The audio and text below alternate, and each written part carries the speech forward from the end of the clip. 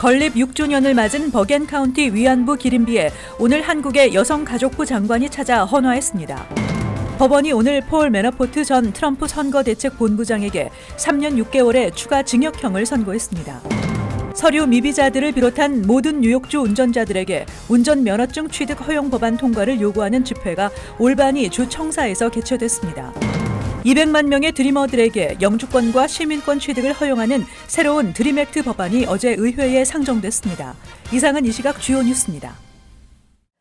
시청자 여러분 안녕하십니까? KBN 뉴스입니다.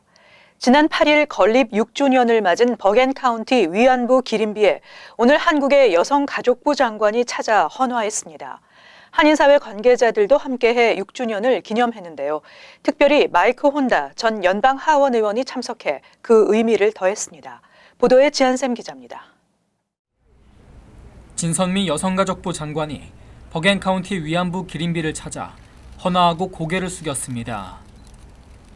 진 장관은 1492 그린클럽 백영현 대표가 한국에서 가져온 물과 흙을 기림비 주변에 뿌리며 희생자들의 넋을 달랬습니다. 진 장관은 한인 동포들이 위안부 할머니들을 기억하기 위해 많은 노력을 하는 모습을 보면서 많은 감정을 느낀다며 앞으로 위안부 피해자들이 여성 인권 향상을 위한 상징이 되길 바란다고 말했습니다. 4개의 이런 기림비를 통해서 모두가 기억하자고 하시는 그 노력이 굉장히 감동적이었고요. 결국 우리는 하나이다라는 생각을 하게 됩니다. 오늘 진 장관의 위안부 기림비 방문에는 마이크 혼다 전 연방 하원 의원이 함께해 의미를 더했으며 제임스 테데스코 버겐 카운티장이 직접 영접했습니다. Emphasis is on the apology and also teaching the children what happened in the past. It's not about me. It's not about any leader in the Korean community or any community that says I'm the leader about this issue. It's about the harmony.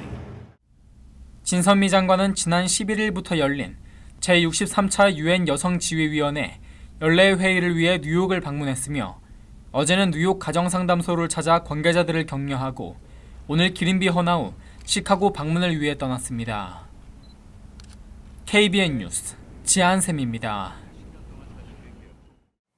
법원이 오늘 폴 매너포트 전 트럼프 선거대책본부장에 대해 3년 6개월의 추가 징역형을 선고했습니다. 따라서 매너포트는 지난주 버지니아주에서 열린 별도의 재판에서 선고받은 3년 11개월의 징역형까지 더해 총 7년 5개월의 수감 생활을 해야 합니다.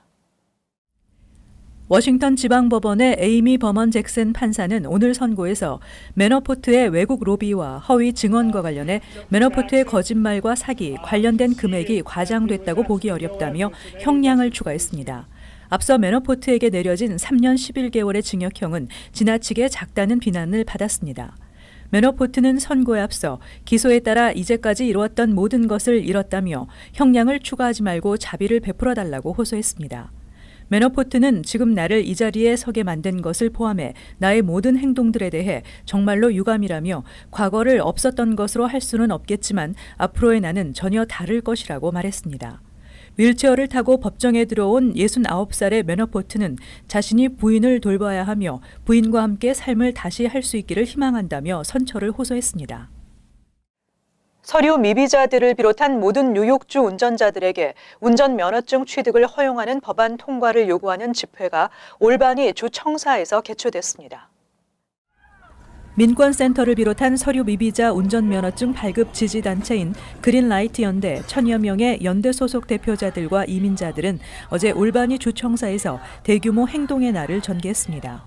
그린라이트 연대는 서류 미비자들이 직장이나 학교에서 운전면허증이 없어 피해를 보고 있다며 모두에게 운전면허증을 발급하는 것은 경제적 평등을 추구하는 것이라고 주장했습니다. 이들은 이 법안에 미온적인 앤드류 쿠오모 주지사의 적극적 지지를 촉구하며 2019-2020 회계년도 예산안에 이 법안을 위한 예산을 할당할 것을 요구했습니다. 오늘 뉴욕주 전역에서 모인 1000여 명의 시위대들은 서류 미비자에게도 운전면허 취득을 허용하는 현재 주 상원과 주 하원에 상정된 법안의 통과를 촉구하고 있습니다. 집회에서 이민자들은 운전 면허증이 없어 특수교육 학생들의 응급 상황 시 교통의 불편함과 농업 등 특정 직종에서의 한계, 대학 재학 시 적절한 신분증이 없는 불편을 겪는 사례를 설명했습니다. 민권센터의 참가자들은 퀸즈 지역을 포괄하는 조셉 아다보 주 상원의원 사무실을 방문해 그린라이트 캠페인을 홍보하는 전단지를 배포했습니다. 현재 모두를 위한 운전면허증 발급을 위한 주 상원 법안은 토비엔 스타비스키 주 상원의원을 비롯해 총 19명의 공동 발의자가 확보됐으며 주 하원 법안에도 론킴 주 하원의원을 포함한 57명의 공동 발의자가 합류했습니다. 그린라이트 연대는 상반기 주의회 회기가 종료하기 전까지 주의원들의 지역구 사무실을 방문하고 서명운동과 지역별 집회 등의 캠페인을 통해 최대한의 지지 의원들을 확보할 방침이라고 밝혔습니다. 새로운 드림 액트 법안이 어제 의회에 상정됐습니다. 연방하원 민주당이 상정한 법안은 불법 체류 청년 추방 유예 다카 프로그램 수혜자들을 포함한 200만 명의 드리머들에게 영주권 취득은 물론이고 시민권까지 취득할 수 있는 내용입니다.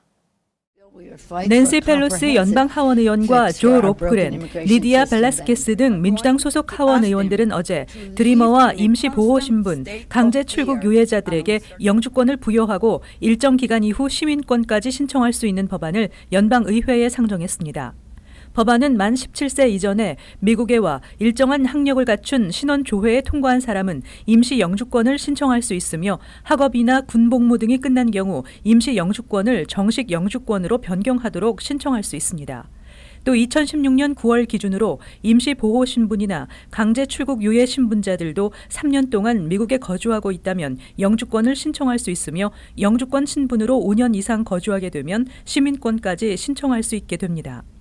한편 국가별 취업 이민 쿼터 폐지 법안을 지지하는 의원들이 점점 늘어나고 있습니다. 고숙련 이민자 공정법안의 공동 발의자가 현재 207명까지 증가했습니다. 이 법안이 시행되면 국가별 상한선이 없어져 상대적으로 이민 비자 신청이 많아 현재 별도의 우선 일자가 정해지고 있는 인도와 중국, 필리핀, 멕시코 등의 국적자에게 기회가 더 많이 주어지게 되며 한국 등 대부분 국가 출신자들은 더 많은 시간을 기다려야 영주권 신청 발급이 가능해집니다. 앤드루 쿠오모 뉴욕 주지사가 올해 안에 추진하고자 했던 기호용 마리화나 합법화가 다소 지연될 것으로 예상됩니다. 의회에서 마리화나 합법화에 따른 세수의 사용처와 합법화를 위한 세부 사항에 대한 합의가 이루어지지 않고 있습니다. 쿠오모 주지사는 의회 예산안과 관련한 여러 매체와의 인터뷰에서 수차례 마리화나 합법화가 생각보다 오래 걸릴 것이라고 밝혔습니다. 의회 예산안은 어제까지 표결이 이루어지지 않았으며 관련 위원회의 검토와 수정이 이어지고 있는 가운데 현재까지 공개된 의회 예산안에는 마리화나 합법화에 대한 내용은 없는 것으로 알려졌습니다. 기호용 마리화나 합법화는 이미 많은 의원들이 지지를 표명해온 사안이지만 새로운 세수의 사용처와 합법화를 위한 세부 사항에 대한 합의가 이루어지지 않고 있습니다. 주지사와 다수의 지역 정치인들은 마리화나 합법화에 따른 세수로 메트로폴리탄 교통공사 운영 비용을 조달하겠다는 주장이며 또 다른 정치인들은 마리화나 관련 사법 행사에서 불공평한 처우를 받는 흑인, 히스패닉 주민들을 위해 써야 한다고 주장하고 있습니다. 마리화나 합법화를 위한 조건으로는 소수계 주민을 위한 마리화나 직업 육성, 훈련, 대기업의 마리화나 재배, 판매 금지 등이 거론되고 있습니다. 한편 쿠오모 주지사는 인터뷰에서 뉴욕주의 2018-2019 회계년도 세수가 예상보다 23억 달러 줄어들었으며 이 중 큰 부분이 뉴욕의 부유층이 높은 세금을 피해 타주로 이사하고 있기 때문에 생긴 손실이라고 주장하며 재산세 상한선을 영구화해야 한다고 강하게 주장했습니다. 많은 부유층들이 뉴욕시에 임시 거처로 세컨홈을 소유하고 있는 가운데 뉴욕주가 부유층의 비거주 주택에 대해 임시 거처세를 부과하는 것을 추진합니다.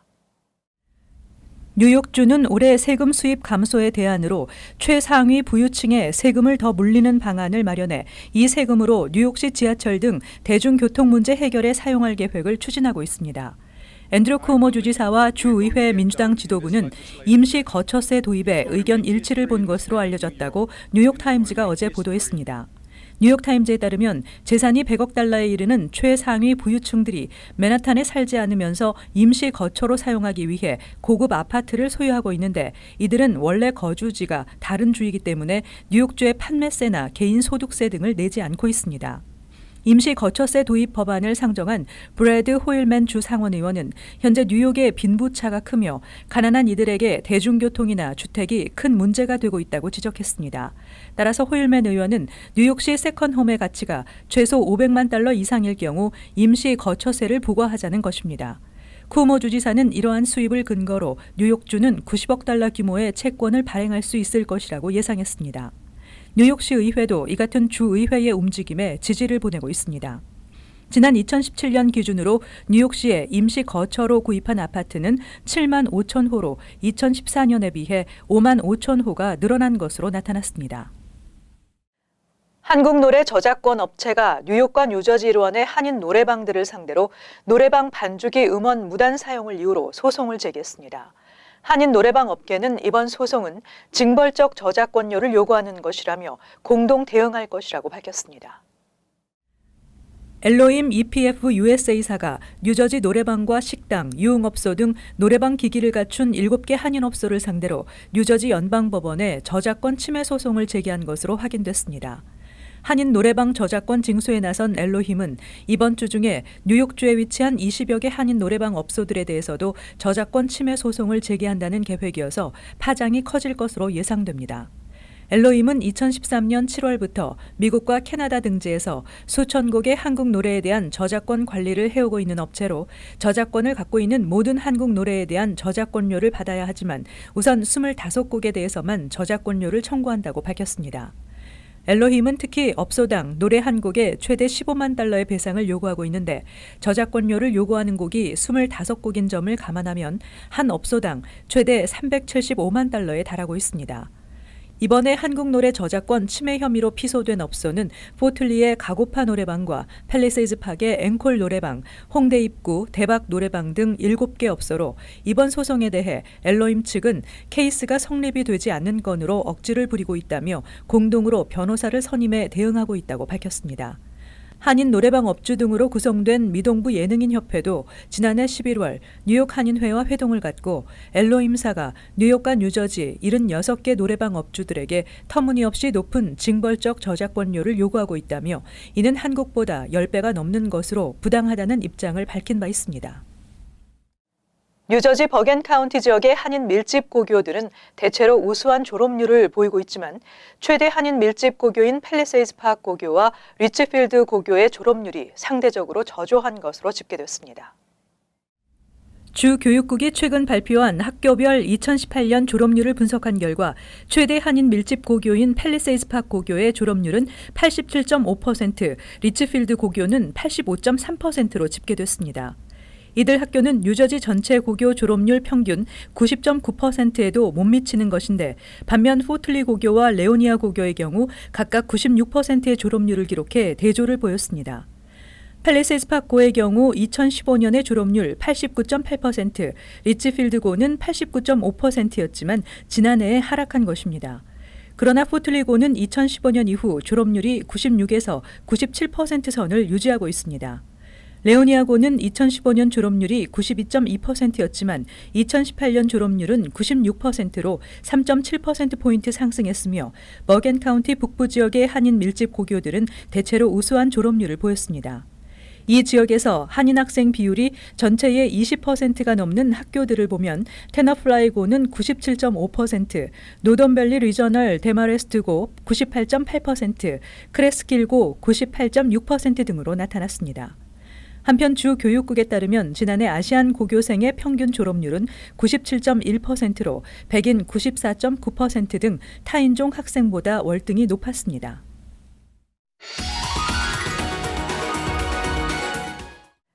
이어서 LA 지역 한인사회 소식입니다. LA시 의회 12지구 보궐선거를 앞두고 오늘 선거에 출마할 한인 후보들의 토론회가 열렸습니다. 애니조와 존 리 후보는 시의원에 당선되면 한인 커뮤니티를 위해 앞장설 것이라고 다짐했는데요. 토론회에서 두 후보는 각각 투명성과 실적을 강조한 공약을 내세우며 서로 차별성을 강조했습니다. 김재현 기자의 보도입니다. LA 시의회 12지구 시의원 자리에 도전장을 내민 두 한인 후보, 애니조와 존 리 후보가 차별화된 공약을 내세우며 정책 대결에 나섰습니다. 노숙자 문제 등 한인 커뮤니티에 가장 주목받고 있는 문제에 대해서 두 후보의 의견이 뚜렷하게 나뉘었습니다. 애니조 후보는 한인들의 의견 수렴에 중점을 둔 반면 존 리 후보는 자신이 거둔 실적을 토대로 한 정책을 마련할 것이라고 설명했습니다. What we usually do in the city of Los Angeles is to take a Band-Aid approach on most things. Homelessness crisis is not an exception. We have an opportunity to get someone who is not a political insider in the office so that we can have more transparency, we can have accountability, we can have more inclusiveness. Less than 10% of our people end up back on the streets. 90% of our adults that come out of our shelter have jobs. 75% have permanent housing. Again, I have a proven track record on how to make this work. 특히 두 후보는 한국계 미국인으로서 이민자의 고충을 누구보다 잘 알고 있다며 한인들에게 실질적인 도움을 줄 방안을 제시했습니다. 존이 후보는 12지구의 한인 커뮤니티 센터 건립 기금 마련을 위해 큰 역할을 했다며 센터 운영을 통해 앞으로도 다양한 프로그램을 지속해 나갈 계획이라고 강조했습니다. 애니조 후보는 이중언어 구사력을 자신의 강점으로 꼽으며 유권자들의 편리한 민원 해결 절차를 약속했습니다. And I am very interested in installing a Korean language hotline because for those of us who are bilingual or those of us who are comfortable in English, there's still some things that we just have to say it in Korean. 답답하니까요. 12지구 지역의 교통체증과 지난 2015년 포터렌치 지역 알리소 캐년에서 발생한 최악의 가스 누출 사고에 따른 환경 문제도 해결해야 할 과제로 떠올랐습니다. 12지구는 노스리치, 포터렌치, 그라나다 힐스 등 LA시 샌퍼난도밸리의 북서와 서부 지역을 포함하고 있으며 보궐선거는 오는 6월 4일에 열립니다. MBC 뉴스 김재은입니다. LA 국제공항을 이용한 여행객들이 홍역 판정을 받으면서 보건당국에 비상이 걸렸습니다. LA 카운티 보건당국은 지난달 21일 LA 국제공항 터미널 3에 도착한 한 승객이 홍역을 진단받았다며 공항을 이용하는 여행객들에게 각별한 주의를 당부했습니다. 특히 이날 오전 9시부터 오후 9시까지 터미널 B와 델타항공 터미널 3를 이용한 주민들은 이상 징후가 없는지 유의할 것을 조언했습니다. 보건당국에 따르면 오는 14일까지 발열이나 구토 등의 증상이 나타나지 않을 경우 안심해도 됩니다. 이어서 간추린 소식입니다. 지난해 뉴욕시에서 화재로 목숨을 잃은 뉴요커가 88명으로 최근 10년 사이 가장 많았던 것으로 밝혀졌습니다. 반면 지난 2016년에는 48명이 화재로 숨져 지난 100년간 가장 적은 수의 사망자를 기록한 바 있습니다. FDNY 관계자들은 최근 뉴욕시에서 일어나는 화재의 상당수가 담배와 불량 전기 제품 때문이며 이 중 스모그 알람이 제대로 작동하지 않은 경우가 3분의 2에 육박하는 것이 이유가 될 수 있다고 설명했습니다. 그레고리 믹스 연방 하원 의원이 흑인으로는 최초로 퀸즈 민주당 의장으로 선출됐습니다. 믹스 의원은 지난 1998년 남동부 퀸즈에서 연방 하원 의원에 당선된 후 11번째 연임에 성공했습니다. 크라울리 전 의장은 지난 2006년 의장으로 선출된 후 지난해 9월 다시 뽑혔지만 지난달 워싱턴 DC의 대형 로비 회사로 자리를 옮기면서 사임했습니다.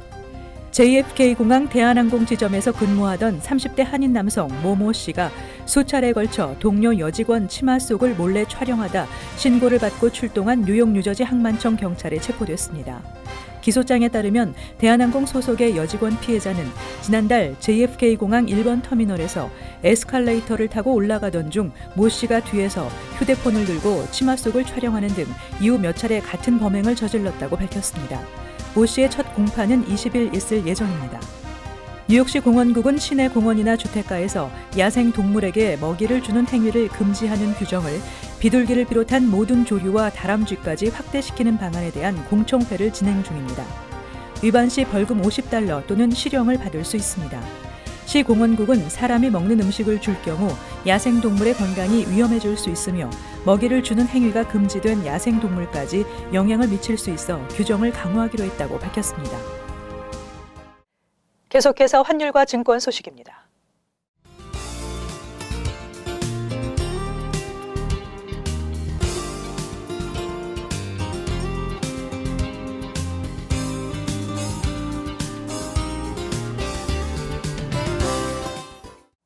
끝으로 날씨 전해드립니다. 목요일 오전 대체로 흐리지만 오후에는 대체로 맑겠습니다. 낮 최고 기온은 54도, 섭씨 영상 12도, 밤 최저 기온은 48도, 섭씨 영상 9도 예상됩니다. 금요일 흐리고 몇 차례 비가 예상됩니다. 토요일 가끔 흐리겠습니다. 이상으로 KBN 뉴스를 마칩니다. 시청해주신 여러분 고맙습니다.